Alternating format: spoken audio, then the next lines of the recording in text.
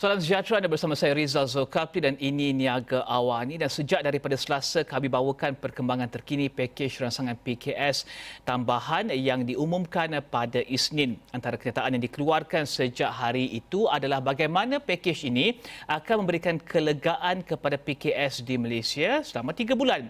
Kita ikuti rangkuman kenyataan dan juga pakej tersebut.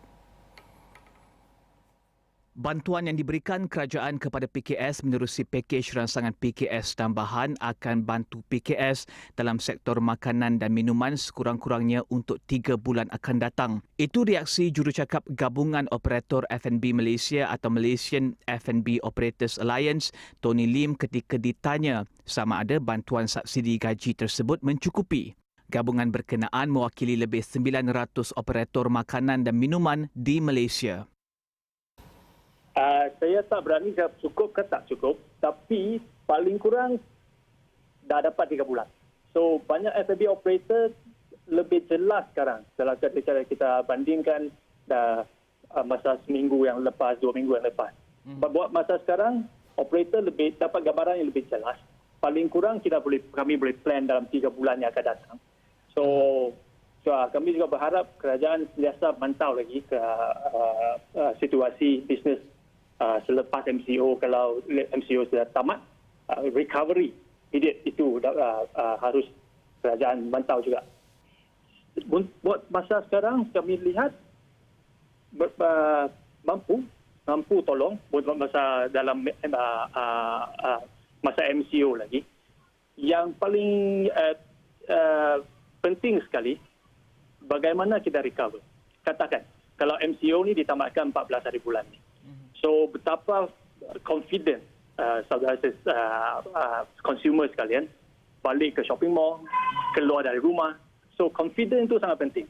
So confident kalau tak recover tak cukup cepat, kita akan bukan saja bantuan dari kerajaan sudah dapat, yang selepas ni fokus akan kepada recovery, fokus akan kita tengok berapa confident consumer dapat keluar buat spending lagi. Kalau spending tu sangat slow, cabaran yang akan datang ni mungkin bukan dalam bentuk help from the government, tapi consumer confident pula. Kalau tak dapat sales yang seperti dulu, cabaran tu tetap ada lagi. Cukup berapa lama kita kami have to depends a lot on how fast can we recover. 2 minggu yang lepas banyak kesan negatif lah saya boleh kata. Tapi selepas 2 kali pengumuman stimulus ni, sebagai operator, saya rasa kami patut lebih positif sekarang. Paling kurang pun gambaran dah lebih jelas. So penolongan dari kerajaan pun sudah dapat. Selepas ni banyak juga industri, bukan saja F&B, mungkin hotel, airline, tourism dalam negara Malaysia ni perlukan collaboration masing-masing. Brand-brand lokal tempatan pun harus kami buat collaboration bersama sendiri. So we can all encourage consumer balik ke market secepat mungkin.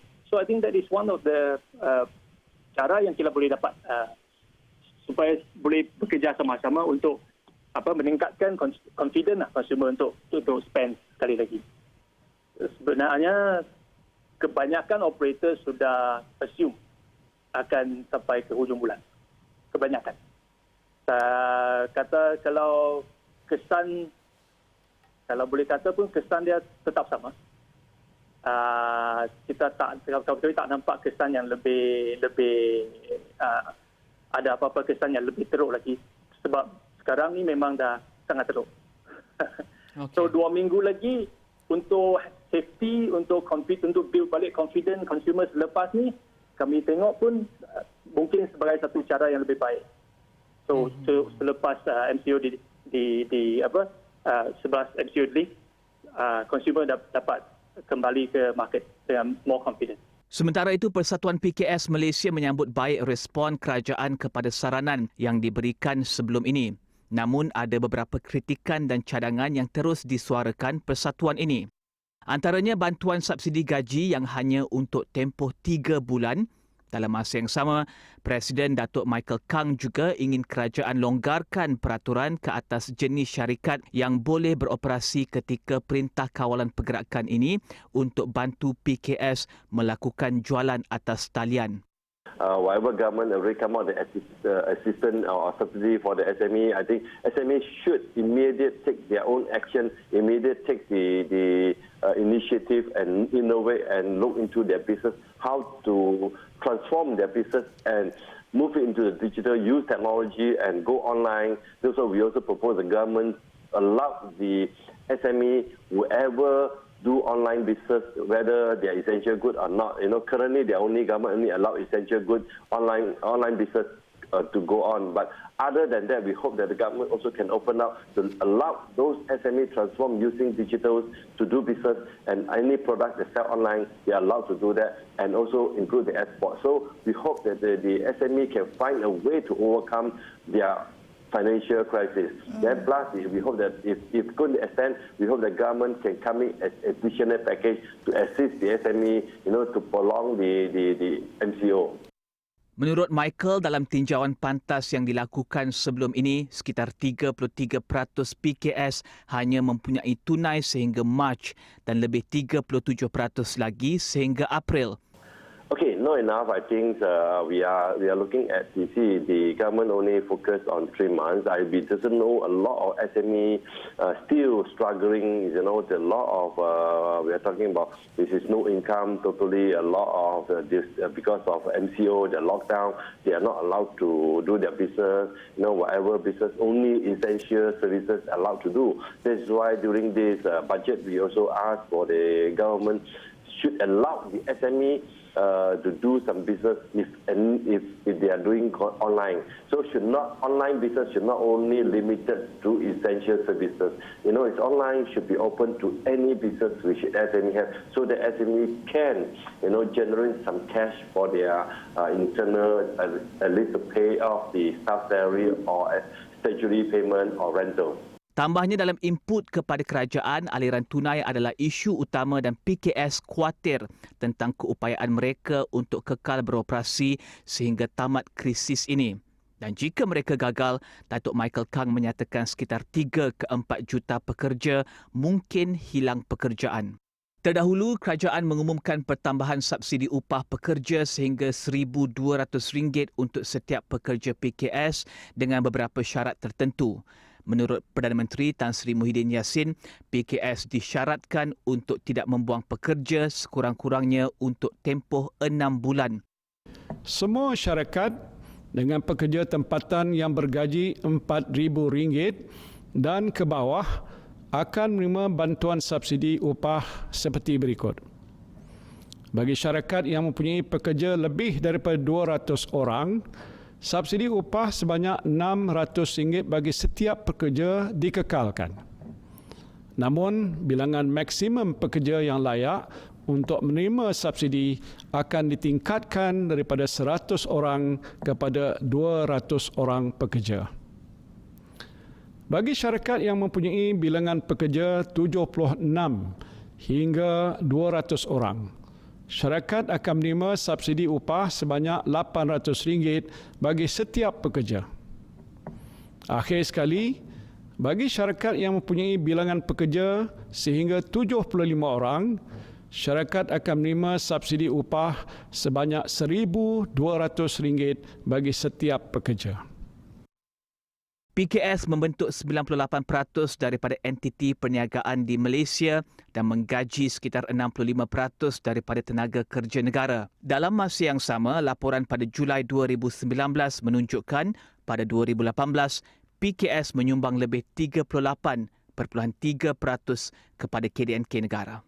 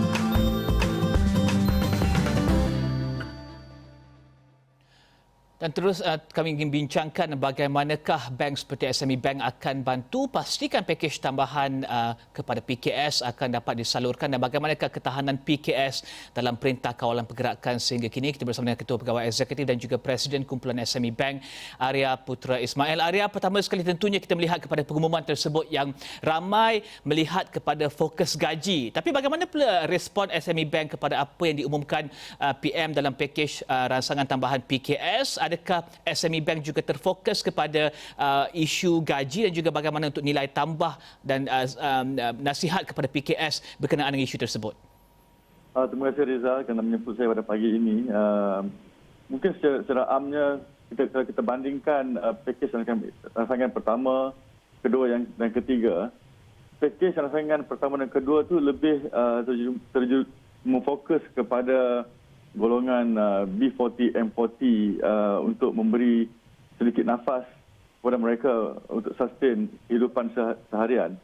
Walau bagaimanapun, pakej ransangan yang ketiga yang diumumkan oleh Yang Amat Berhormat Perdana Menteri kita pada beberapa hari yang lalu, sebanyak 10 bilion ringgit adalah tertumpu kepada membantu para PKS. 7.9 bilion telah diperuntukkan dalam bentuk pakej subsidi upah. Ini akan dinikmati oleh lebih 900,000 PKS di Malaysia. Dan 2.1 bilion pula adalah bantuan khas kepada PKS Mikro.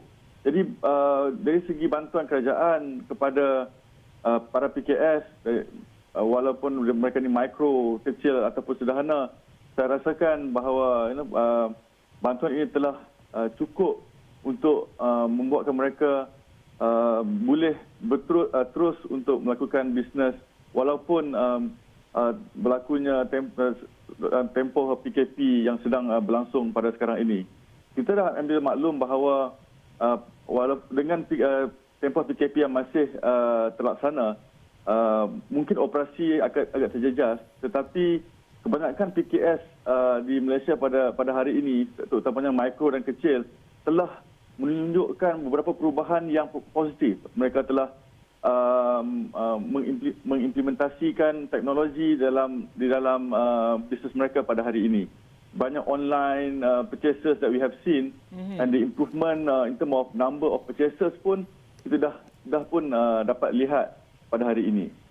Jadi bagi pihak SME Bank, kami masih dan sentiasa memberi tumpuan kepada para PKS agar mereka dapat aliran tunai yang lebih selesa bagi membantu operasi mereka seharian. Seperti di SRF yang diumumkan oleh Bank Negara Malaysia, di mana jumlah pinjaman atau jumlah fasiliti SRF telah ditingkatkan kepada 5 bilion. Dan di pihak SME Bank, we have been flooded with a lot of application, dan bukan sahaja pelanggan SME Bank, malah bukan pelanggan SME Bank pun telah datang ke SME Bank untuk mendapatkan bantuan ini. Dan Arya, sepantas manakah wang tersebut, bantuan tersebut boleh dikeluarkan kepada PKS, terutamanya kepada mereka dalam usahawan, contohnya mikro dan juga usahawan kecil yang mungkin ada aliran tunai yang lebih pendek berbanding dengan usahawan sederhana? Untuk bantuan SRF ini di SME Bank, kami telah pun membuat pengeluaran terhadap pinjaman tersebut kepada beberapa pelanggan yang telah mendapat kelulusan daripada pihak bank kami. Untuk mikro dan kecil ini, contohnya bantuan khas PKS Mikro, saya rasakan pihak kerajaan akan terus menyalurkan bantuan ataupun geran tersebut sebanyak RM3,000 bagi setiap PKS Mikro ini melalui agensi-agensi yang telah dikenal pasti oleh mereka secara secepat yang mungkin. Tetapi ada juga yang bantuan yang bukan berbentuk kewangan, seperti moratorium ke atas sewaan ataupun waiver ke atas sewaan oleh agensi-agensi kerajaan di bawah agensi-agensi di bawah kerajaan. Mereka telah pun mendapat kelebihan ataupun moratorium ini. Memang tak ada penangguhan dari segi kerajaan dan juga agensi pelaksana. Walau bagaimanapun kita telah kita mendapati di pihak swasta masih terdapat perusahaan-perusahaan yang belum ataupun yang masih tidak memberi bantuan ini ataupun moratorium kepada pelanggan-pelanggan mereka. Jadi kalau boleh pihak swasta bersama-sama kerajaan turut membantu para PKS yang telah terjejas di atas kerana COVID-19 sekarang ini.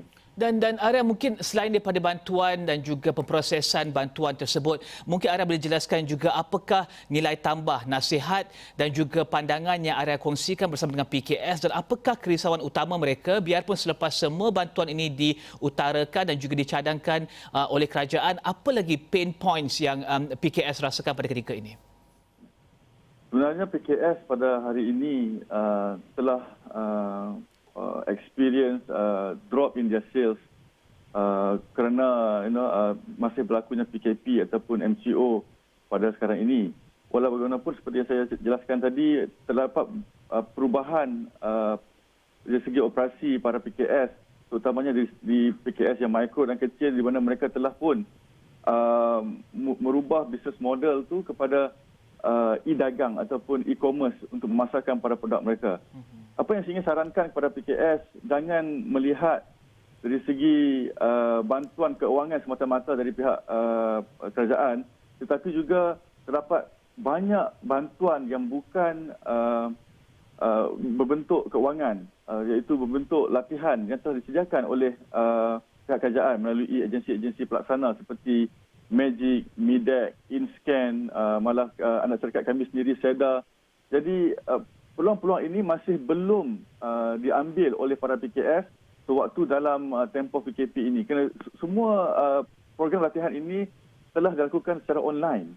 Jadi persiapan mereka post COVID-19 ini harus bermula pada hari ini. Jadi saya ingin sarankan cepat-cepat, jangan tangguh lagi untuk reskill yourself, look at a new opportunity dengan perubahan-perubahan yang telah berlaku.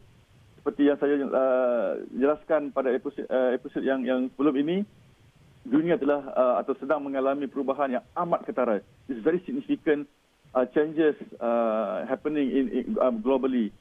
People are more savvy. Kalau dulu orang tak pernah letak hand sanitizer in their pocket, now hand sanitizer is a common thing besides your handphone and wallet. These are the things that has changed people's life. Consumer lebih peka, lebih sensitif ke atas diri mereka sendiri. Jadi ini telah mempengaruhi corak perbelanjaan mereka seharian. Jadi para PKS, mereka harus melihat perubahan ini, di mana perubahan ini akan memberi impak yang secara terus kepada perniagaan mereka pada masa akan datang. Dan Arya, kita akan berehat seketika Arya, tapi selepas ini saya tanyakan berkenaan dengan bagaimanakah PKS harus bersedia jika dua senario ini. Pertama sekali, jika PKP dipanjangkan sedikit, kemudian jika PKP dibuka kemudian pada hari bila-bila nanti, bagaimanakah mereka harus bersedia untuk memastikan keyakinan pengguna tersebut ditingkatkan dan juga apakah yang pelbagai pihak, kerajaan, bank, semua pihak boleh pastikan keyakinan pengguna tersebut ditingkatkan untuk mereka berbelanja. Kita akan berehat seketika, kita jawab soalan tersebut sebentar saja lagi, Arya.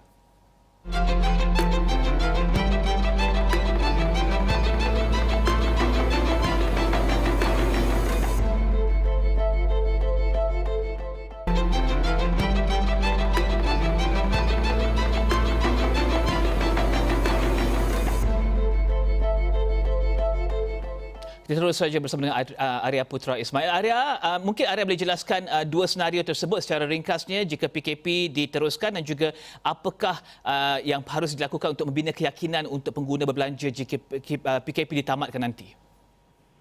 Terima kasih, Rizal.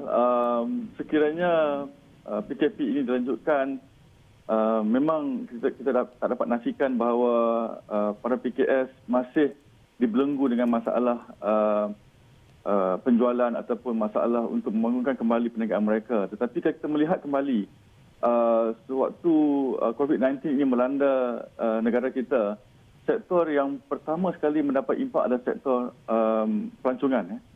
pelancongan ini kerana pelancong yang masuk ke Malaysia pun telah kurang signifikan sekali ataupun hampir kosong. Dan bila PKP ini dilaksanakan, kita semua tak dapat melancong ataupun pergi ke mana-mana. Jadi sektor yang mendapat impak yang sangat signifikan adalah sektor pelancongan. Jadi untuk membina balik keyakinan pengguna ke atas sektor pelancongan ni akan mengambil masa. Walau bagaimanapun sebagai rakyat Malaysia, kita harus membantu kerajaan dengan melakukan ataupun melancong di dalam domestik bagi memberi keyakinan atau memberi kebaikan kepada para PKS kita yang terjejas teruk sewaktu COVID-19 ini. Walau bagaimanapun, terdapat juga sektor-sektor yang kurang mendapat impak ataupun kurang terkesan seperti healthcare dan juga logistik komersial. So ini adalah sektor-sektor yang kurang mendapat impak, di mana kita rasakan sektor ini akan terus maju walaupun setelah COVID-19. Okey. Jadi untuk para PKS, sekiranya PKP ini dilanjutkan, immediately, even now, my advice is you should venture into e-commerce ataupun teknologi untuk meneruskan perniagaan mereka seharian. Okey. Saya yakin dengan melakukan perubahan ini ke atas perniagaan mereka sedikit sebanyak, ia akan dapat memberi improvement kepada bisnes mereka walaupun tak signifikan, tetapi slowly it will build the momentum towards the improvement of their businesses. Dan Arya, maaf Arya, saya tanya soalan seterusnya Arya. Arya, bagaimana pula dengan satu situasi di mana PKS ketika ini dalam kepanikan mungkin akan terlalu banyak pinjaman. Saya tahu fungsi sebuah bank adalah untuk membantu pinjaman dan juga ia diukur melalui peningkatan peminjaman. Tetapi adakah Arya risau tentang mungkin kadar hutang PKS yang mungkin meningkat dan pertumbuhan ini akan hanya dipelopori oleh pinjaman yang tinggi? Bagaimana mereka nak servis pinjaman di masa hadapan nanti? Terima kasih Rizal. Sebenarnya beberapa bantuan telah diberikan oleh kerajaan dalam bentuk grant, dan juga beberapa bantuan dari segi kewangan yang dilakukan oleh pihak bank seperti moratorium dan juga special relief fund. Jadi nasihat saya sebenarnya para PKS harus bekerjasama dengan pihak bank untuk menganalisa jumlah yang mereka perlukan supaya setelah COVID-19 ini mereka tidak dibelenggu oleh masalah hutang ataupun masalah overborrowed tadi. Because kita tahu setelah COVID-19 berakhir, pertumbuhan perniagaan di setengah sektor tidak dapat dibangunkan, doesn't recover as fast. Jadi adalah penting untuk para PKS melihat sendiri keperluan yang mereka perlukan di dalam perniagaan mereka. Look at your cash flow again. Try to minimize the borrowing and try to negotiate with your suppliers if the term can be lengthened, for example. Ini kenapa saya katakan perkara ini adalah penting kerana kita sangkakan sekiranya PKS terlalu agresif untuk membuat pinjaman bagi menampung keperluan seharian mereka, one day after PKP is over, mereka akan mendapat masalah dari segi melesaikan hutang dengan pihak bank. Walaupun pihak bank sebenarnya terdapat beberapa langkah untuk mengatasi masalah ini, tetapi kerjasama di antara dua pihak, iaitu pihak PKS dan juga bank amatlah penting pada masa ini.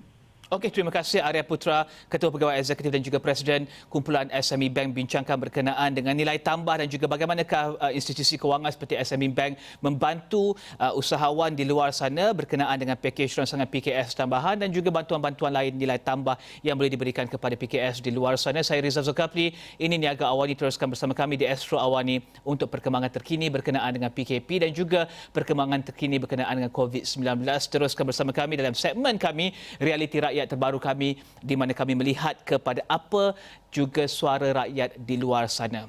Saya Rizal Zulkafli, salam hormat.